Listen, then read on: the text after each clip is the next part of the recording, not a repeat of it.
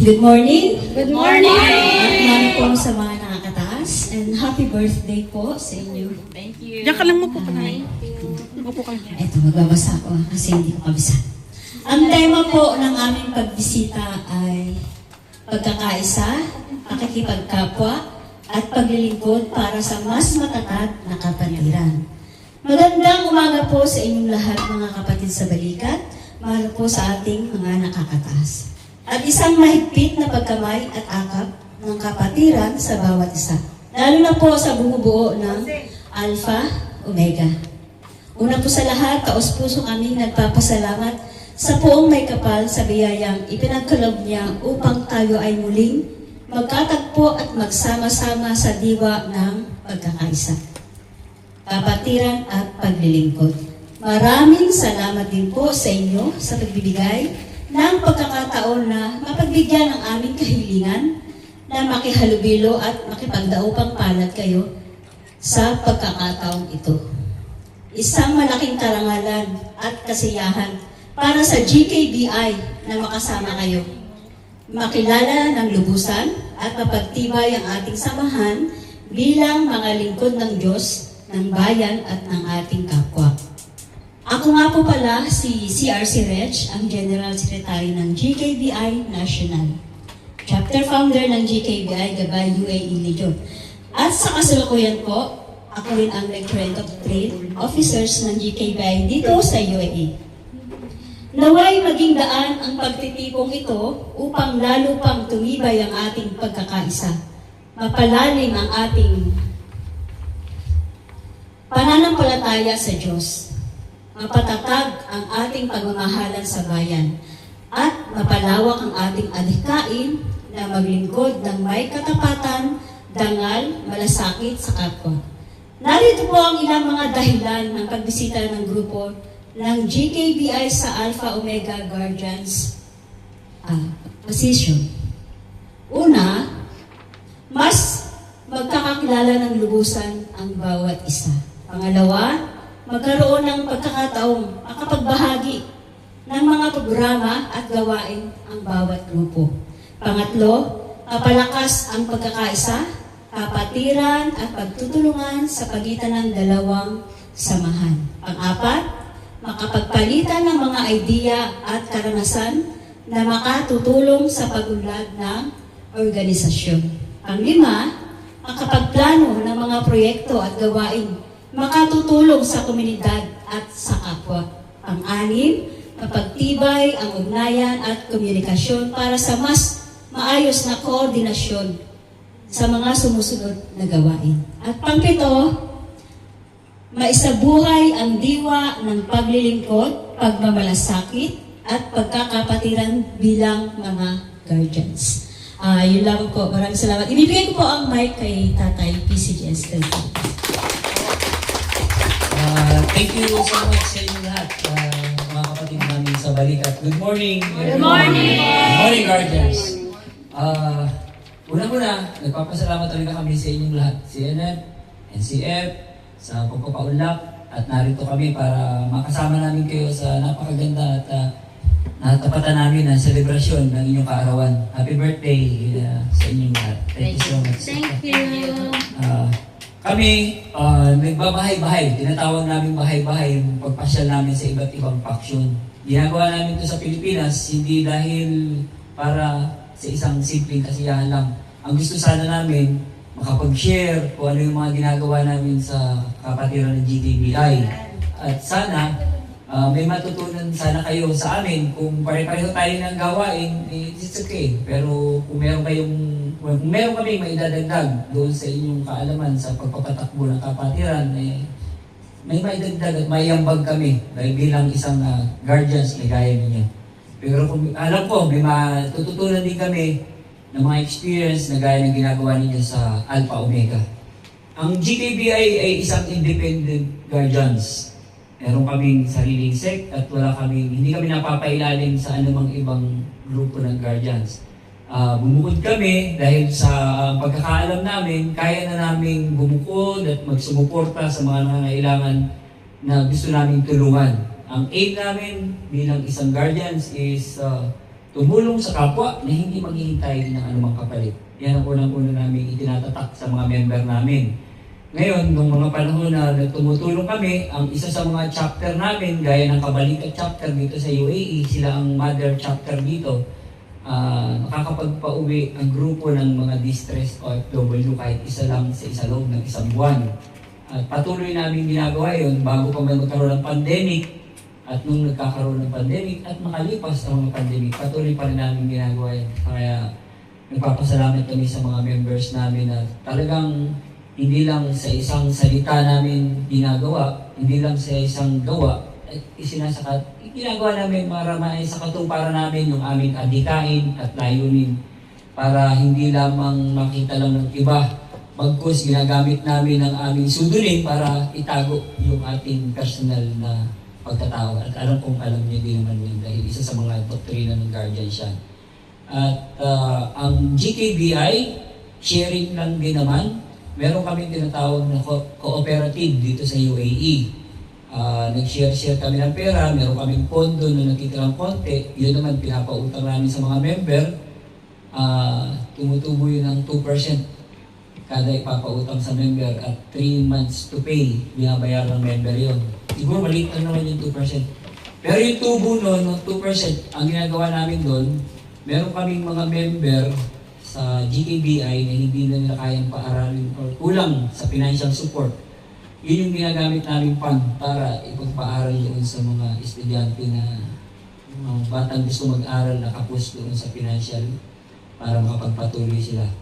So, yung suporta talaga ng GKBI sa sinumpaan nilang tungkulin is masasabi kong 100% na doon. Hindi man sila personal nakaka-attend sa pagpupulong, pero yung mga requirements para maggampanan namin yung mga tungkulin namin, nararamdaman namin, nakikita namin at nangyayari. Kaya na isa sa katuparan namin yung aim. Hindi mangyayari lahat ng gusto natin kung puro lang tayo kwento at salita. Yun ang amin kasing binuong pangalan. Ang GKBI, Guardians, Kabisig, Guardians Kabisig, Brotherhood Incorporated. Yung Kabisig is kapatiran, niligis, mag-iisang salita, iisang gawa. So yung GKBI, yung Guardians is kapatiran. Binuo tayo ng iisang salita. Ang salita natin na gustong tumulong, pero hindi tayo nagtatapos dun. Salita lang. Para may isa katuparan natin, kailangan may gawa. So alam kong ganun din naman ang Alpha Omega. Kaya pinagpumilit kami na makapasok dito sa bahay ninyo, hindi para magsalita at i-share lang yung gusto namin sabihin. Alam ko may matututunan din kami sa inyo dahil napakaganda ng samahan ninyo dito. Pagpasok pa lang namin, yung respeto ng member ninyo sa amin, ramdam ko na. Kaya nga sabi ko sa lecture and doctrine namin at ibang member namin na sana, gano'n din yung member namin pagdating ng ibang guardians. Makita ko na may respeto sila dahil yun talaga yung aral na pinararating natin. Kaya sa inyong lahat, thank you so much dahil sa thank you so much. Alpha Omega. Umpisa pa lang ng pagpasok ko dito, talagang natutunan ko na yung respeto. Yung paggalang niya, nakikita ko talaga. Kaya ipagmamalaki ko yan, pipintahan hanggang sa Pilipinas. Kasi ngayong July, kung pagpapalain at bibigyan kami ng pagkakataon ni Allah na makauwi para magbakasyon. Alam ko, magbakasyon sana din yung chapter founder, pero hindi daw matutuloy. Cancel. Yan, na-cancel. Pero gusto ko sana silang invite sa Bulacan para makita nila din yung mga kapatid doon. Actually, thank you. Para ko ulit, pag nagbabakasyon kasi ako, nagpapa-sports fest kami ng mga guardians doon. So gusto ko sana mag-witness sila. Pero gano'n pa man, may mga pagkakataon na darating pa ulit yan, nagkikita-kita tayo dyan. Kaya paulit-ulit yung sasabihin sa mga members ko, yung unang-una talaga respeto. Nakita ko talaga sa Alpha Omega. Pagpasok pa lang namin, nakita ko si sisters, kay CNF, pagkikita-kita pa lang namin. Talagang hinubog tayo ng pagkakataon. At niluto tayo ng ating doktrina. Nakita ko talaga ang respeto sa inyo lahat. Kaya sana, ang hiling ko sa, hindi lang sa inyo at sa amin din, sa GKBI, ipagpatuloy natin kung ano man yung nasimulan natin. Dahil tayo, sabi ko nga kanina, wala sanang pagkakataon na magkasama-sama tayo at magkakakilala. guardians lang ang dahilan, kaya tayo nandito lahat. Di ba? Kaya doon sa mga volleyball player na wala pa, yung problem kayo kasi wala akong player yata, yung mas magaling pa. Pero, ayan, tatapusin ko yung kwento ko. Tatapusin ko sa pasasalamat. Salamat ulit, Alpha Omega, dahil sa pagpapaunlak. Marami kaming natutunan. Ako kasi mapagmasid. Hindi kasi sa part ng trabaho ko dapat ang binabantayan ko is yung kulang at saka pagkakamali. Doon kami may natututunan. Yung nangyayaring kasiyahan, that is normal na. May mga leaders na naka-in-charge dyan para mangyari yung kasiyahan. Pero kapag may problema at pagkukulang at pagkakamali, bilang nakakataas na leaders na pinagkakatiwalaan ng grupo, dapat handa tayo para harapin yung mga problema yan. Okay? Kung dadating yung problema yan, hindi yan yung dahilan para magkahiwa-hiwalay tayo. Ang gagamitin natin yung sandata para harapin yung mga problema pang susunod dahil magkakasama pa rin, intact pa rin yung grupo natin para mas lumakas pa yung grupo natin. Yun yung purpose ng leaders. So, thank you so much sa inyong lahat ulit. At mabuhay ang Guardians. Mabuhay ang Guardians. Ito naman tayo. Good morning. Good morning, Tay! Sige sa lahat, lubos akong nagpapasalamat kami na taga-Alpha Omega na pinaulakan niyo yung aming imbitasyon. So, natuloy din sa wakas, nakailang plano na pero hindi natutuloy. At natuloy din ngayon. At malayo pa yung binanggalingan ninyo. Sa susunod kami naman siguro ang ano naman sa amin talaga, doktrina talaga yung pinakauna. Kaya mapansin mo na kasi dito sa pag may hindi kinukorek namin agad. Kaya yung mga R&D namin talaga, pagka sabihan ninyo yung mga yung under ninyo na i-correct yung mali. Kaya yun ang sikreto namin sa doctrination. Wag maihiya yung mga ranking na magpuna sa mga lalo sa mga bago. Kaya yun ang kaya kung napansin nyo na talagang disiplina, nandiyan talaga number 1. Lalo na sa Marin talaga, disiplina yung inaano ko sa kanila. Kaya minsan naano yung mga member ko masyado na ako minsan na stricto Kaya sabi wag mong dalhin dito yung pagkahamay mo, sabi ni Slide lang tayo. Minsan Slide dyan, lang. minsan nag-away kami dalawa. Slide lang. Slide lang. Slide lang. Actually, ang Alpha Omega, Slide lang. nakapokus din talaga kami sa project. May wala kaming dito sa UAE. Ang project, ang namin focus sa Pinas. Marami na rin kami naging project since nakarating pa kami ng yung unang project natin. Sa Bohol, nakapag-project pa kami doon. Tapos sa Bicol, yung na barangay, nakapag-project. Marami na project na lalo sa Rizal area. So, pero dito sa UAE, hindi kami nakapokus. Puro sa Pinas lang. Lalo kung may mga mga kalamidad. So, yun ang focus ng Alpha Omega. Actually, may dalawang chapter ako ngayon na may project ngayong July yata. June 28. June 28. Dalawang ba? chapter.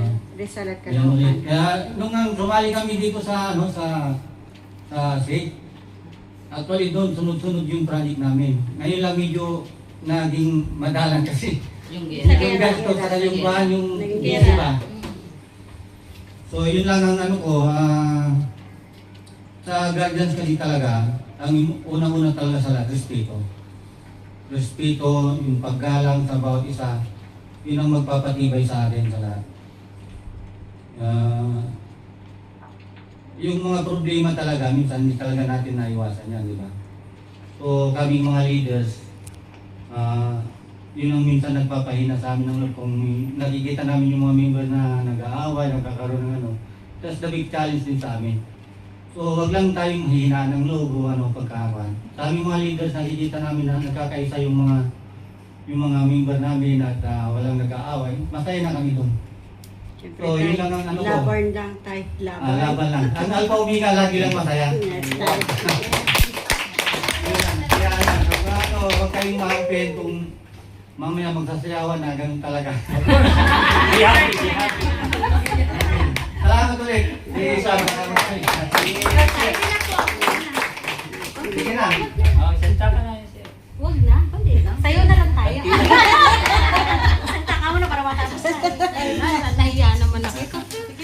Good morning! Malakas na yung boses ko.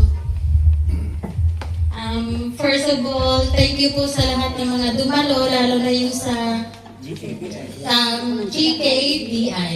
Medyo nabubulol. Maraming salamat po TCGS sa pagdalo mo. Ano nga ba? Blanco. Hindi, yun lang po. Maraming salamat. Wala na ako sasabihin kasi nasabi nyo na rin naman po lahat. Basta tuloy-tuloy lang tayo. Iisa lang naman yung layunin natin. Iisa lang yung aim natin. Ang sa akin lang is guardians tayo. Iisa ang layunin, doon tayo. Basta respeto lagi na sa atin. Ang respeto nagsisimula sa leaders. Siyempre, ang leaders, siya yung ehemplo. Pag tayo nakikitaan ng mali ng members, siyempre, nagiging mali rin sila. Kaya ang respeto, ang paggalang is nagmumula sa leaders. Thank you po. Kain na. Salamat po. Oh, Sisi, thank you. Nay, Nay. Ano, Nay? Nay. Yes, sila.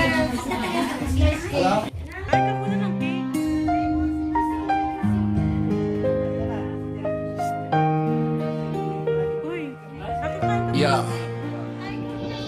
Grupong kapatiran, sangay ng guardians, nagkakaisa sa adhikay makabayan. May takot sa Diyos, may dangal at paggalang sa bawat kasapi, pagmamahalang alay. Kami samahang tapat sa paglilingkod, tulong sa kapwa ang laging siyang handog. Walang hinihintay na anumang kapalit, paglingap sa kapwa'y ligayang di mapapantayan. GKBI, aming dangal at pangalan, pag-asa ng bayan, ilaw ng lipunan, pagkakaisa'y sandigan ng samahan para sa kapwa.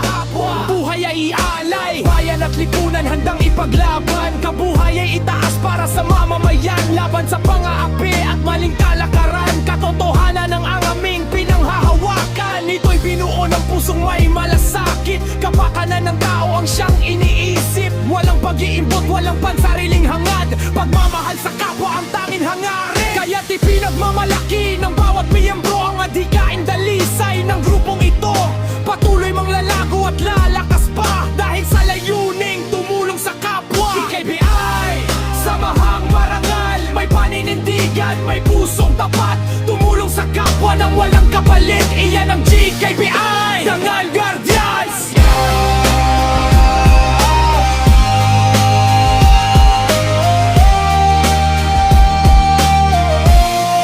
Dangal Guardians.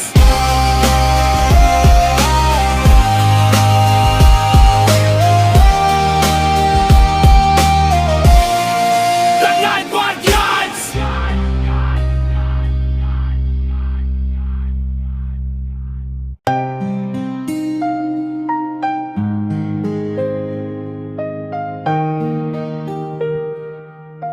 Yeah.